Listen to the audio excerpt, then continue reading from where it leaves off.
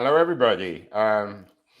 In this post-election environment, we're looking for ways that we can defeat Trump. We're getting beyond the grief stage and beginning to recognize that the next 4 years are going to be politically challenging and interesting. My guest today on the show knows all about not just taking on Donald Trump, but beating him. Stephen Robinson is the author of Turf War: How a Band of Activists Saved New York from Donald Trump's Masterpiece. Stephen is joining us from Santa Fe, New Mexico. Stephen, congratulations on taking on Trump and beating him. Thank you very much. So tell us a story. What exactly happened? Well, in late 1985, Donald Trump proposed a real estate development on the Upper West Side of Manhattan, which would occupy the abandoned Penn Central Railyard, which spanned a half a mile of Hudson River waterfront. And that was our neighborhood. And it was a overwhelming proposal with 18.5 million square feet of luxury condominiums, a world headquarters for NBC, 9,000 car garage, and the largest shopping mall east of the Mississippi River, which essentially privatized that half mile of Hudson River waterfront. So some neighbors got together and said this was not appropriate, in fact, quite potentially damaging, both environmentally and socially, to our community. We started a nonprofit called Westpride and realized that we had to raise some money in order to fight a very prominent developer in the big city. And for 5 years, we hired environmental attorneys and environmental and land use lawyers, and made critiques of the proposal as it would have damaged the community, provided those critiques to the city of New York, which was evaluating the proposal. And after 4 or 5 years of this activism to try to protect our community, the city made a very bad mistake. The city of New York revised its own zoning resolution to diminish the environmental standards to which this development would be held. They changed the rules in the middle of the game. Westpride and others sued the city of New York. We prevailed, and the city had to stop reviewing the proposal because it had been written upon the assumption of these diminished standards. After we won the lawsuit and stopped what was then called first Television City and then Trump City, simultaneously, the civic groups in New York with whom we had joined forces, the Municipal Art Society, Parks Council, Riverside Park Fund, Regional Plan Association, and very importantly, Natural Resources Defense Council, designed an alternative plan for the site, which would provide a 21-acre park on the Hudson River with a continuation of Riverside Park to the north, and reduce the density, the size of the development, no regional shopping mall, no 9,000 car garage, and buildings that were contextually more appropriate for the community. And after losing after the city lost the lawsuit and Trump City was dead in the water, he asked us to a meeting, and at which he... You mean Donald Trump himself? I'm not sure if you've seen the Apprentice, the movie this year about the same period. What was he like? No, I have not seen the movie. Well, for the 5 years we were fighting the proposal, we weren't fighting him. We were fighting the proposal. And we never had any encounters with him and never had any desire or intention to, until he requested a meeting with us. And at that meeting, he capitulated. He's realized that he could no longer pursue his masterpiece, and he wanted to see our plan. And of course, he said he loved it and he wanted to build it. And then thereafter, there were some negotiations, and we formed a joint planting and planning entity with Mr. Trump. And for the next year, we designed a master plan that was based on our vision of the property, not his. And it received city approval. And shortly thereafter, he sold the property. So, Stephen, you're an architect rather than a political fellow, although obviously there's something very deeply political about what you did. Did you get the sense that, or do you have the sense that the Donald Trump now, who's about to become president once again of America, who seems a little demonic, is he a different Donald Trump from the one that you defeated? He was willing to acknowledge defeat in your meetings in the 80s. Well, I wouldn't say that he acknowledged defeat, actually. What he said was that for years, his architects and his lawyers had been leading him down the wrong path. And finally, he now saw what the property... It's classic Trump. He threw his advisors and lawyers under the bus. Exactly. So, no, I think that there is a tendency and indications of sociopathy that remain and have probably always been part of his character. Stephen, I happen to be in New York right now, actually, as we speak, not too far from the Hudson Yards. When you look at Hudson Yards now, did what you most fear come into being? I mean, when you walk around there now, I'm not sure about the 9,000 car parking garage, but it just seems like a mega mall. Is what you fought somehow come into being in the 2020s? Well, you're referring to the Hudson Yards, which is south of the Riverside South property. Right. Yes, I think that's exactly true. It is a result of the real estate development community gaining dominance in the city government and being able to get approved whatever they seem to want to build. And I think that consistent with that, there has been a diminution of creative advocacy for communities to fight for the ability to guide their own futures. Yeah, this was supposed to be an uplifting conversation, Stephen. Now you're beginning to depress me. You took on Trump and beat him in the 80s, but then a non-Trump initiative kind of rebuilt his so-called masterpiece. What positively can we learn from turf war, both obviously in terms of standing up to Trump, especially on the environmental front, and then more broadly in terms of legal or political initiatives by local activists and organizations of one kind or another? Yeah, I mean, I think you've just, put a point on it, because the reason that I wanted to write the book in the first place was to tell a story where community activists could get together and organize and actually fight for what they believed were the best interests of their community against all odds. It was a David and Goliath story.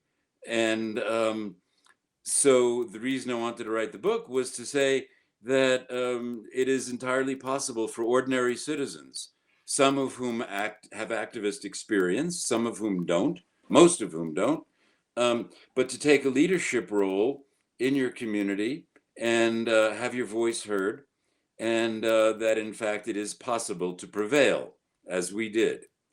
The other reason I wrote the book was I wanted to honor, pay tribute to so many activists and community organizers who participated in this very long and difficult struggle. And the third is to hopefully send the message, perhaps even inspiration, because this kind of excessive development proposal is happening all across the country. It's happening in cities and towns and rural areas where the deals for real estate development are being made between the landowner and the government. Um, and the people who are most affected by it, the residents, rarely have a voice or a seat at the table. And the reality is that if you stand up and get organized, you can get a seat at the table and begin to guide the growth of your community rather than be a victim of other decisions. It always seems to me that one of the catastrophic elements of all these commercial developments is they always look good when they go up. And then after a few years, for one reason or other, someone else builds a fancier one down the street, or one opens in another town up the road. They become ghost towns. Is that one of the dystopian elements of these commercial developments, Stephen? Well, I think that when we talk about commercial developments, we were at the time particularly dealing with a mixed use development. It was a proposal that had residential, high-end luxury residential condominiums.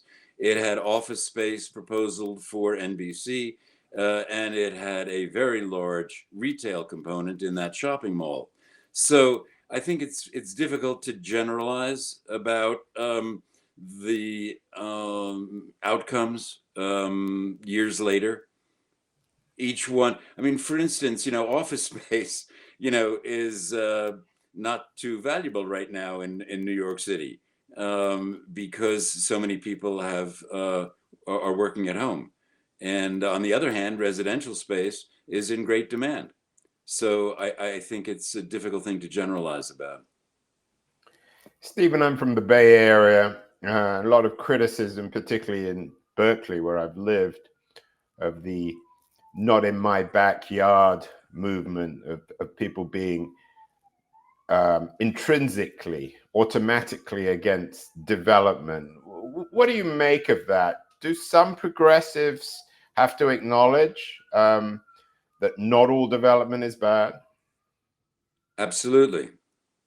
There are thoughtful real estate developers. There are thoughtless real estate developers. The same is true of architects and lawyers and all other carpenters and electricians. I mean, there are people who get into their field and do it with a thoughtful, responsible approach. And so I think healthy growth, the places we live, our cities, our towns, our villages, are organisms. They're living organisms. And they can grow in healthy ways and they can grow in unhealthy ways. And when residents can perceive that the proposed development would be unhealthy for their community for a variety of reasons, maybe scale, maybe environment, maybe land use, maybe density, whatever it is, then there is what I think of as opportunity for intervention become an activist to protect your community. There is also real estate development that is healthy for a community so that communities grow and thrive and have more opportunities for more sectors of the population. So yes, I think that there is absolutely healthy growth for the organisms that are our communities. Stephen, what are the models for cities or towns that are doing this right? I know you're in Santa Fe. I've heard some good things about it. Haven't visited it for a while. Certainly, San Francisco and the Bay Area are often cited as models where things aren't going quite right. What for you might be a city or a place or an initiative that reflects good development? Well, I don't uh, I don't see a lot of it happening in cities and towns around the country. I happen to be very proud of the fact that my son is working on a residential development up in Minneapolis, which is environmentally progressive and seems to be very well received by the community because of its location and its land use. So there are things like that that are happening around the country. I do remember that there were times when I was in Austin, Texas, and I said, "Wow, this small city really knows how to do it right." I understand that that has taken a negative turn in recent years with overdevelopment and gentrification. So I again, once again, I can't really point to a model. I know there was a time when Portland was doing some very, very healthy growth, but I understand that that has, made the community of downtown Portland very expensive. And Yeah, I mean, huge problems of homelessness. You use this word gentrification. For some people, there's nothing wrong with that word. It just reflects the fact that people with money move into a neighborhood and build restaurants and stores and houses that people want. What's wrong, Stephen, with gentrification? I think that their gentrification has a tendency to homogenize a community. And I think that urban life and village life thrives on diversity, not on homogenization. And so it seems to me that if a developer is proposing a residential project which would be exclusively high end, the government at the request or the demand of the community should require affordable housing within that development so that levels of diversity can be, if not exactly maintained as they were, at least continued on a relatively healthy level. Is this the Jane Jacobs school of thinking about cities and architecture and homes? Um, yes, I mean, the interesting thing about Jane Jacobs for me is that, people tend to think that Jane wanted everything to look like Greenwich Village, with vibrant street life, small scale, um, residential and locally owned, local serving businesses. And that, of course, is an ideal. But her uh, digging deeper into her thesis, it was that residents should participate in the growth of their communities to make them as consistent as possible with what they feel they want to live with, whatever that be, however, with the scale or the proportion or the dynamic or the architecture, that residents should if residents engage in the future of their communities will be better. Um, Stephen, we've done a number of shows on housing in the US. Harris and even Trump, I think, acknowledged there was a housing crisis. As an architect, what are the challenges and opportunities for rebuilding new housing, particularly for people, the opposite, I don't know what word you would use, not the gentry, perhaps the working class or ordinary people? Well, again, I think that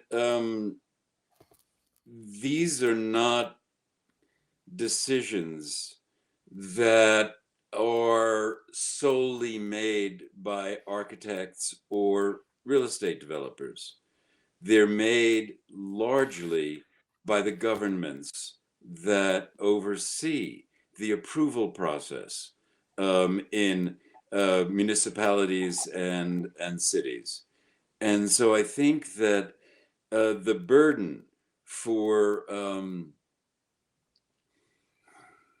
maintaining or pursuing healthy communities lies very much with the government of that community, and the government of that community needs to be pushed and pressed and uh, encouraged by the residents themselves. Lots of debate, Stephen, as you know, about the meaning of Trump. Some people think he's a fascist, he's going to destroy democracy. I wonder, from your point of view, whether the fact that most of his life has been spent as a real estate developer, that might be perhaps the central feature of him, particularly in terms of his. I mean, I'm not sure he said build, baby, build, but he certainly said drill, baby, drill when it comes to oil. Is that the central ideology, this attempt to continually build and rebuild and profit from all that, and the thing that you took him on? I'm sorry, are you speaking of him as an individual or as a trend in the Both. country? I mean, his meaning in history. I mean, everyone says, oh, yeah, lots of people compare him to, I don't know, Mussolini or Hitler. I mean, sometimes I think these comparisons are a bit silly. No, But I'm sorry. I am not terribly interested in him as a person. I am, his experience in the business world is not only in real estate development, it's in, gambling casinos, it's in television shows. So he apparently has chosen to diversify his interests wherever he saw it would serve his purposes. What I am more interested in is the consequence. The consequence being that there seems to be an acceptance in the United States right now of a kind of self-interest that produces what I perceive to be unhealthy consequences in a community. And in many ways, he represents that model and probably encourages it. Stephen, Trump has spent millions, tens of millions of dollars hiring lawyers to fight his battles. You took him on the law front. Lots of debate now about Matt Gaetz as the new Attorney General. How central was the law for you? I mean, you're an architect, you're not a lawyer, but how reliant were you on the law in terms of taking Trump on? Well, thank you. That's a great central issue in the book, in the story. When we started Westpride in 1986, two of the principal founders of this nonprofit were lawyers, and they were very experienced lawyers. They had experience in national movements like the civil rights movement and the women's liberation movement and the anti-Vietnam War movement. These were lawyers who really knew how to engage the system. And then when we raised money and we hired environmental lawyers, these were young, aggressive, very skilled both in the environmental law and in the real estate development law. And then as we grew and brought on, became part of a bigger partnership of civic groups, the Natural Resource Defense Council, which you may know about, is Yeah, the NRDC. I'm very familiar with it. yeah, NRDC, nationwide, international advocates for environmental health, and they're lawyers, and they're lawyers for the environment. So eventually, of course, as I said, what happened was we didn't end up prevailing because we proved the environmental and social problems that would have happened with Television City or Trump City. We won because we sued the city of New York legally. We won in a lawsuit. We we beat City Hall. And so if it were not for the continuing legal efforts, which I go into some detail about in the book, because that really was the core of our victory, was having the right legal advice, legal expertise to fight. In this case, it was fighting the city. But that was how we prevailed, was through the litigation. Well, And Stephen, you're the guy who was an insider, at least, in this turf war. You saved New York from Donald Trump's masterpiece. What finally is your advice to people now gearing up to taking him on, particularly in the law courts, on the environmental front, particularly?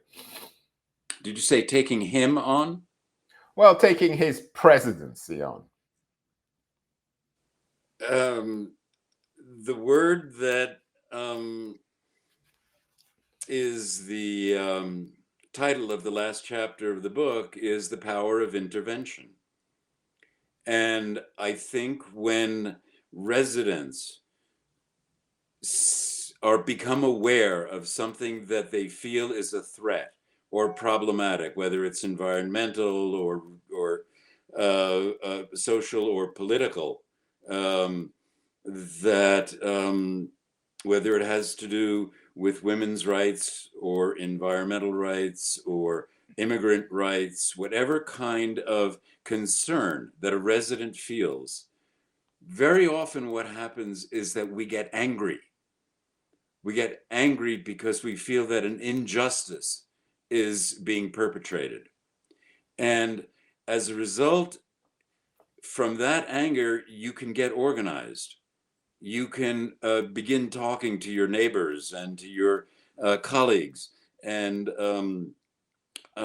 then you form an opposition to what's going on and to what you perceive is an injustice. And that opposition then has to find a way to intervene, to get into the system. Throwing rocks from the outside rarely works. You've got to really understand how whatever system it is you're talking about, whether, as I said, whether it's the immigration system or whether it's the women's rights, women's health system, or whether, whether it's real estate, you make your presence felt through intervention. And through that intervention, you can have a positive impact on the future of whatever issue it is that concerns you and the health of the United States at large. Wise and important words from Stephen Robinson, the author of Turf War, How a Band of Activists Saved New York from Donald Trump's Masterpiece. You beat Trump. Congratulations, Stephen. Congratulations on the new book. Thanks for the inspiration, and I hope others will learn from it. Thank you so much. Thank you. I greatly appreciate the opportunity. Can I step on the scene? I'm ready to attack. Andrew Keene.